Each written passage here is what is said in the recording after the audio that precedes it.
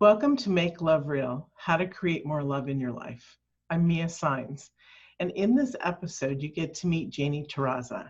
And I'm really excited. She's a mindfulness coach. You can see she's so lovely and just really beautiful. She teaches self-love as well. And so this is going to be a very fun experience because anytime I can get a self-love teacher with me, I go crazy. So welcome, Janie. It's wonderful to have you.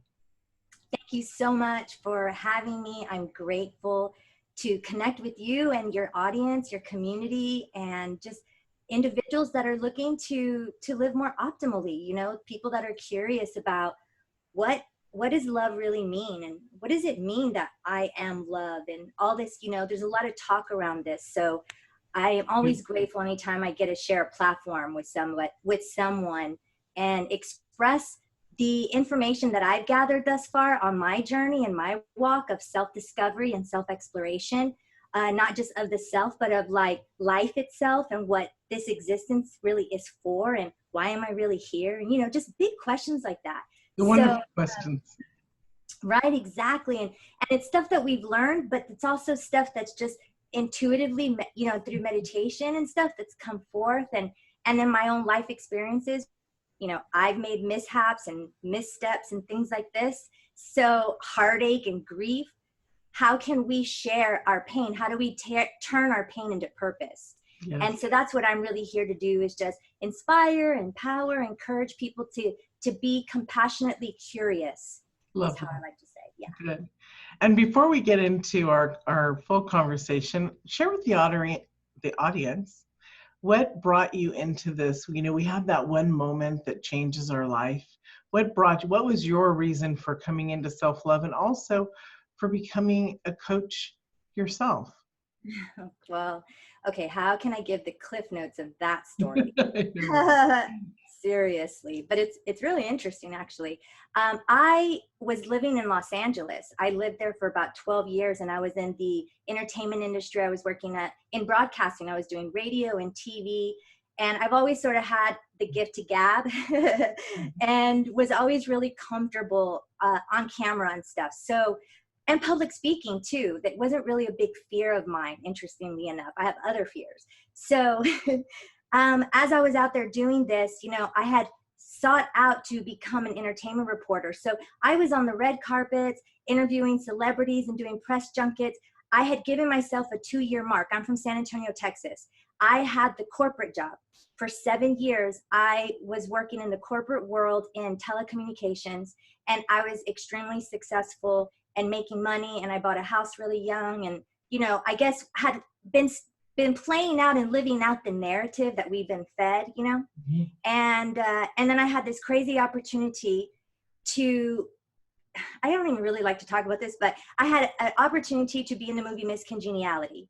And that, I played Miss New Mexico, which is so funny because fast forward, look at my shirt, like the Native culture and the Native American ways of being and understanding about life had started calling to me a few years back. So I don't want to digress too much. I'll get back to, I just wanted people to understand I had that corporate life where I was sort of like a hamster on a wheel. By chance, I had an opportunity to take a leave of absence from my job. And when I was really young, at like 7 years old, I would take a little tape recorder to my family gatherings and I would interview my family members and stuff like this, like pretend like I had like my own talk show. And I was always interested in it, but I didn't pursue broadcasting and journalism. When I got this part, that allowed me to really think and be like, you know what? At that time, I was 28 years old, okay? So I'm kind of giving away my age a little bit if y'all start doing the numbers with Miss Congeniality. And so I was like, okay, you know what? I'm going to quit my job, sell my house, pack up my Explorer. I had an Explorer, ha ha ha. And I moved to Los Angeles. I gave myself 2 years to land a national television hosting spot. I did 1 month beforehand, and then I ended up there for 12 years in the production. I started getting into production. And also, I realized after that 12-year mark, something was telling me that I needed to move back to Texas. I was starting to discover and ask deeper questions about life, and something energetically, geographically was telling me, like, it's time for you to move. It's like, I need you to be there and I need you to do something different. I started feeling like I was using my voice and my time talking about stuff that really didn't matter.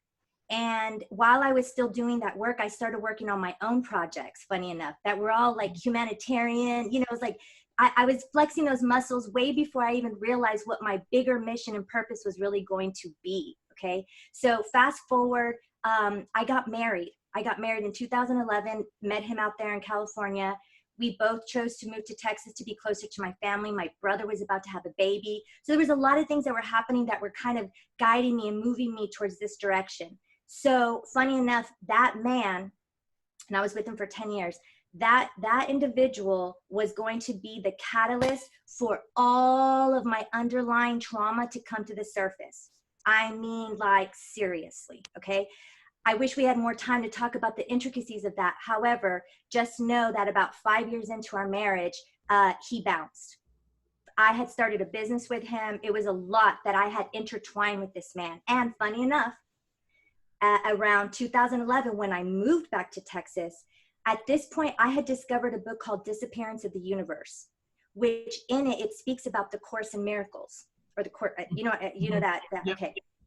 And then that led to other things. And at that point, I had already been studying a lot. And I'm a voracious learner. I'm a child at heart. So my curiosity goes deep. And I'm also not afraid of change.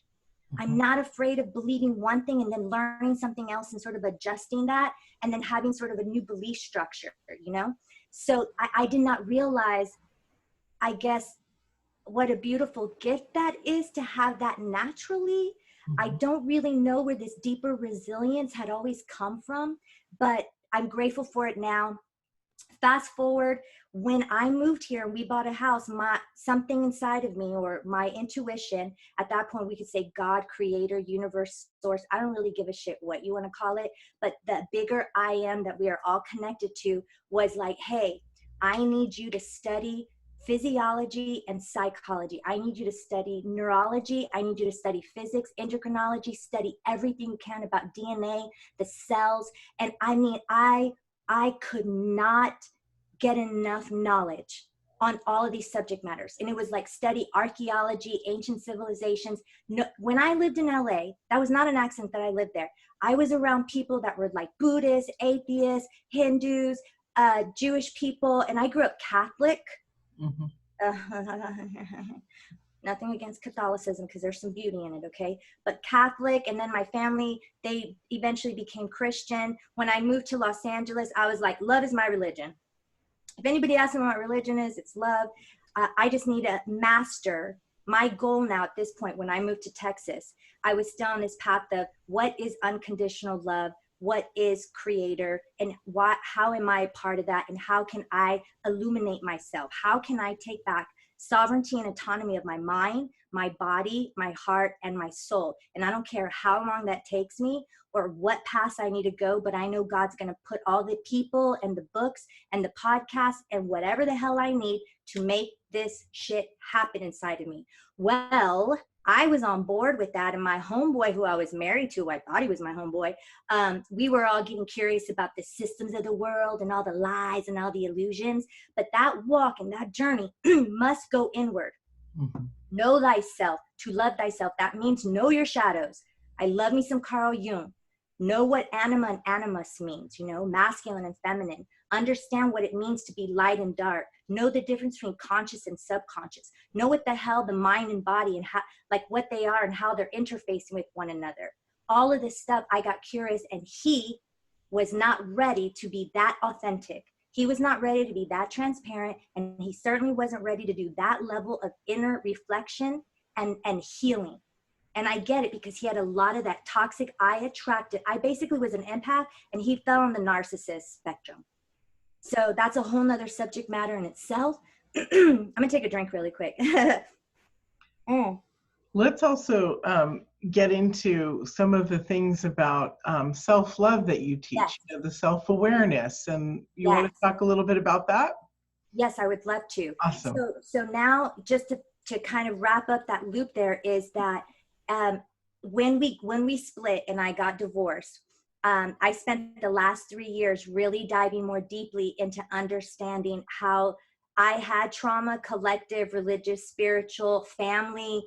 I was adopted at birth, but I thought, well, I got adopted into an awesome family, so I'm fine, and discovered all that stuff that was there. I've also dealt with sex trauma. You were on my podcast, The Sacral Circle. And so the self-love journey for me it was a lot of different parts. It starts with self-awareness. This is where mindfulness came in. I started seeking energy healing for myself. So it wasn't like I came to San Antonio and was like, oh, I'm going to become a mindfulness coach and do Reiki and become a relationship coach. Like all these things sort of just started falling into place. And I started desiring to seek out this stuff to heal myself. And then as I was clearing out all the delusions and illusions and poison, we'll say, from the past, when I was clearing it out, my natural intuitive gifts were awakening. And I guess you could say I had like a Kundalini awakening. That was while I was in the marriage. That happened to me 2 years into my marriage. And I realized I was multifaceted, multisensory, multi-communicative. It was just freaky. And it was so much for him that he was like, oh, hell to the no. But I had to understand this. I'd say to everybody, we are all here to be we are all superheroes with amnesia. When you wake up to your greatness, you have to be rooted in humility, okay? You cannot have authenticity without vulnerability and humility. If you want to realize your optimal self, if you want enlightenment, and enlightenment does not mean that it's like, oh, rainbows and flowers and it's great. Like it is part of the dark night of the soul is that. And knowing that each day you will have become your ego, okay? It's not going anywhere, people, all right? So there's the soul self and the ego self. I realized in order for me to know and love myself, I needed to understand my inner child. I needed to understand what she was clamoring for, what she felt like she didn't have enough of, what were the places where I felt that there was a void, because I was going to continue to seek it externally. And in my case, it would always be relationships, that I had to understand what that was so I could reveal it, heal it, assess it, address it, feed myself what I need, find my balance, find my warrior, my caretaker, the light side of both, and know the little asshole that I have on my left side as well as my right. And I say that with compassion. You know, it's like, I don't want to be a hypocrite. I woke up every day for the last, God, I started this journey in 2011, 2012, but like the last 3-4 years, my mantra every day is show me my hypocrisy. Show me the errors of my ways. Show me where I'm projecting or judging that which I still within myself have not come to reconcile.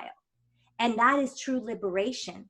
I started to understand that God speaks to me and a lot of people in really awesome ways. And for some reason, acronyms are really big with me. That and music, it's really awesome. I feel like I don't know if it's my higher self, an angel, a guide, I don't even care what you want to call it, ascended master, but they speak to me in song. And it's always so funny. I'm like, God, how do you always find the most perfect song to convey this moment right now or whatever? Sorry, I get excited about this stuff. The whole point is we have instinct and we have intuition. The instinct is about survival. It's the mind and the body, and we cannot escape the mind and body. As much as I could want to escape this flesh vessel, you know, I wish, but it is a part of me. So to love thyself is to understand your ego, become your own beloved. Okay, that doesn't happen overnight. When I started going through the self-love process, oh my God, there was so much shame and humiliation about actions that I had taken. I understood why I attracted this man into my life. What sucked about it was that I had the data while we were still married. I understood why he was acting the way he was acting while I was doing my thing. So I was like, let's heal together. And he didn't want to heal with me, y'all. And let me tell you about this process. If you want to be your authentic self, if you want to truly, like, I want to be happy, I just want to be joyful, I want to be healthy, well, you're going to have to make some tough decisions. And sometimes we're going to have to let go of things that are not going to serve our higher space of consciousness, our higher vibratory state that we are now accessing. We want to hold on to people that are wanting to sink. I had that issue. Another thing about self-love, heal your people-pleasing ways, man.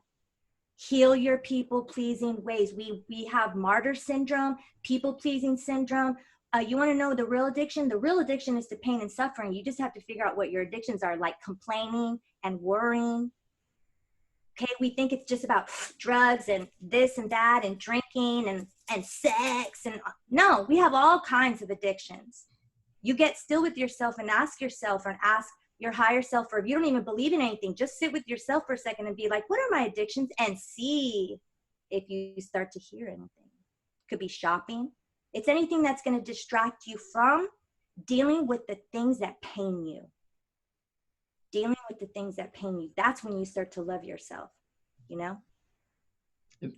That's very true. Wow. You remind me of a rapper. And it's funny because, you know, I've had to, that's another part of this journey, y'all. I am really gangsta, everybody. I'm telling you, I have a little bit country, a little bit gangsta. I'm awkward and quirky and weird. I'm not everybody's cup of tea. I talk really fast.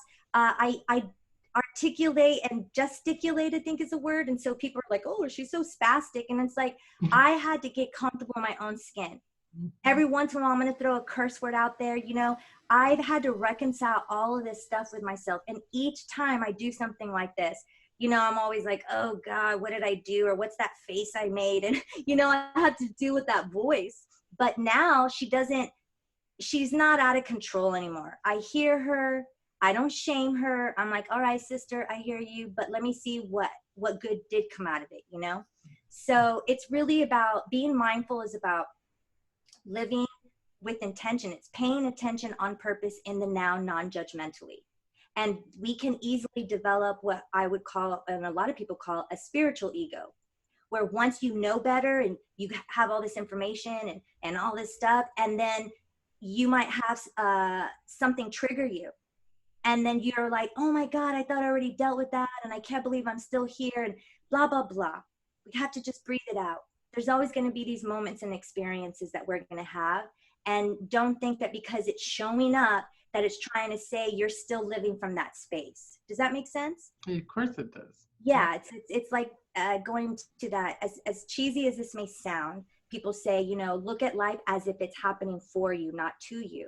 And there's something really powerful in that. When you open and allow and accept what is showing up, and then learn how to see it and reframe it in such a way that you can find the gold in it, especially when it's something that you don't like that's happening.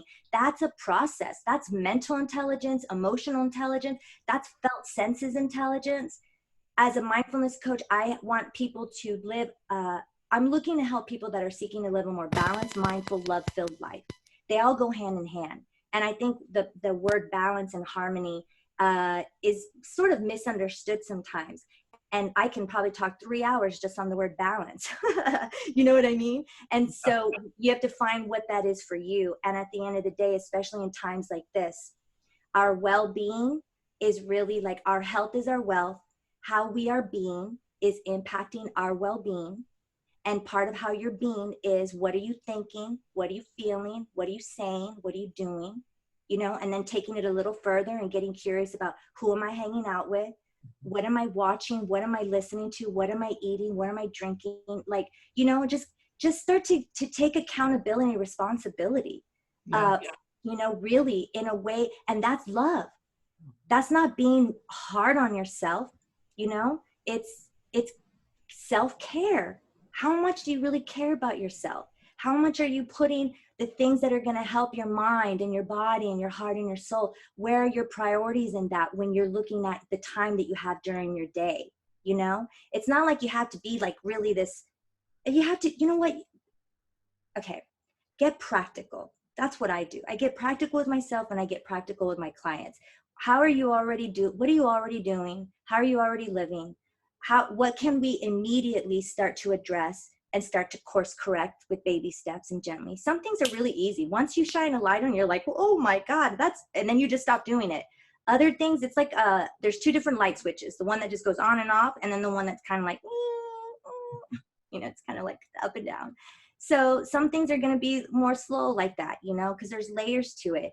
But it's about, I like calling it becoming a Jedi. It's becoming a skilled observer of yourself and loving yourself enough to catch and start getting curious, and then learning how to rewire the neurons in your brain. You're literally having to rewrite your story, and that's not just going to happen by affirmations every day. That's just a tool to help support it. But you've got to get into that subconscious mind, man.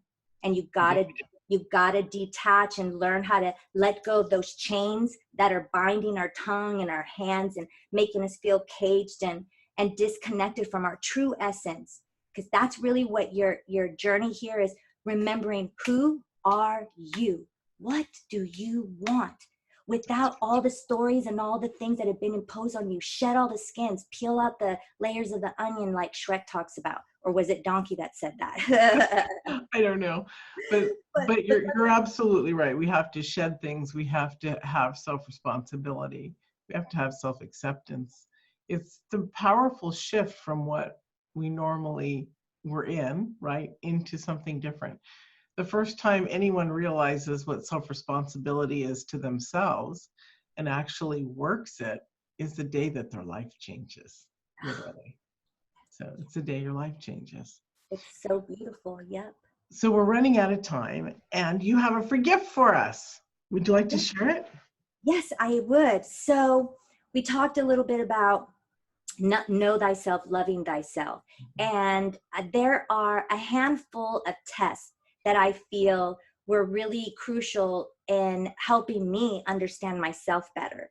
And there's a couple that I'd probably add to this, but there's 9 that are really important. And so I call it the Know Thyself Jumpstarter Kit. That's basically what I put together. And it's a free PDF. If they go to JanieTerrazas.com, there'll be a place there at the top or in the bottom of the website. They'll have the information. Yeah. Mm-hmm. And they just enter their email, and it'll go straight to their inbox. Mm-hmm. and then they download it. And it has links on there so that they can find them online to take each of the tests. And it has like a breakdown of it. So the test, attachment style, and all these things that I think will really benefit them and at least get them on the path. And from there, I think they will seek more, because what you seek, you shall find. So more information will come to the things that interest you the most in this test. Beautiful. Yes. Lovely. Yes. Thank you. That's a yes. great gift. And so before you go, would you like to leave us with one last thing that's on your heart or your mind?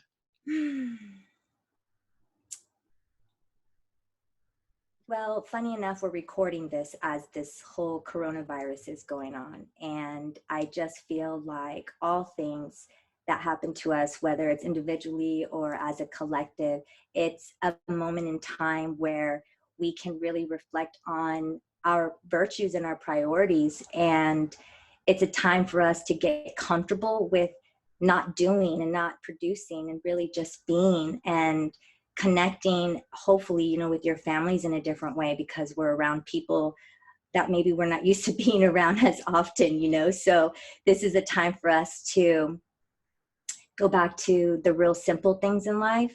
And most importantly, when you feel stress or anxiety, remember that your breath is the biggest and most the easiest thing that you have access to, the most simple thing that you have access to. That when you just take in that breath very slowly through the nostrils,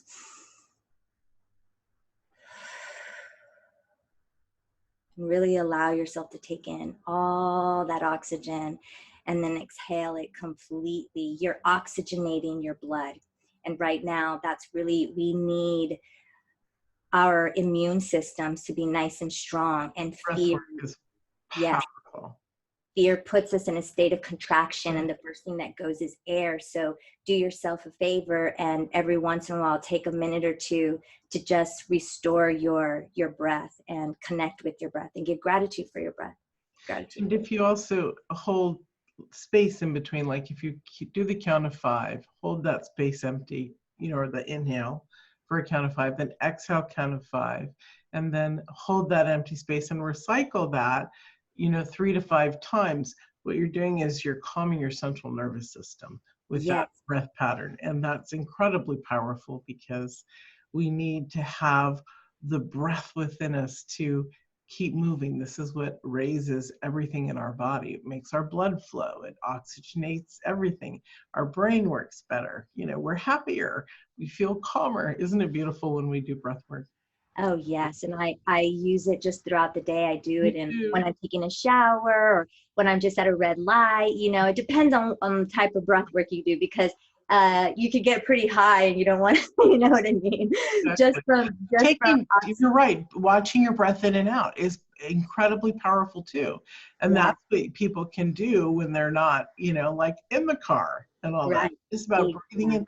The more we breathe in, the bigger our lungs expand, the more, capacity there is. I've worked over it, and then we're going to have to say goodbye, but I've worked over a couple years on this where I felt like I used to be asthmatic and I'm not. So it's exercise for the lungs, literally. It literally is, yes. And like you said, it's the one thing that we have that can put our nervous system from fight or flight into rest and digest. So thank you for sharing that It's extra little beautiful. breath tip Yeah, there for sure. it feels good too. It does it. And that's what we need right now. There's so much that makes us feel the opposite of good, right? So do what you can to bring goodness into yourself. And the breath is something wonderful that supports our wellness. And that's what we're all here to do, is to be well, and to be joyful and to be at peace. I always say, peace be in us, because they usually say peace be with you, and for sure, peace be with you. But for it to be in us is even more powerful. So, Mhm. It is. That's yeah. beautiful. Thank you, Janie, for joining us on Make Love Real. It was lovely to have you. Oh, thank you for having me, and thank you everyone for tuning in and being a part of this journey. And she said it for me. Thank you all for joining us and have a beautiful day. We'll see you in another. Bye.